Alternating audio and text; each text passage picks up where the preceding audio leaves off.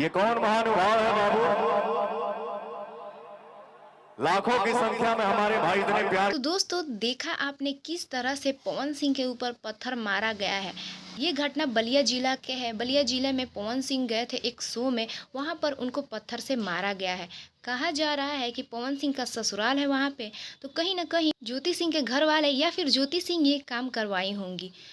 दोस्तों, इसके जांच के लिए सब लोग लगे हुए हैं, लेकिन कहीं से कुछ नहीं आ रहा है कि आखिर ये काम किसने करवाया है।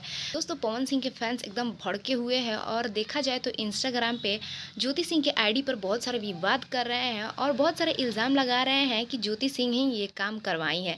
दोस्त, इसको लेकर के पवन सिंह भी बहुत गुस्सा है और कहीं ना कहीं सब लोग ये भी कह रहे हैं कि ये काम खेसारी लाल यादव के फैंस किए हैं। दोस्तों, ये काम जो भी किया है, जिसने भी किया है, वो तो बहुत गलत किया है और इसके पीछे सारे लोग लगे हुए हैं कि आखिर ये काम किसका है।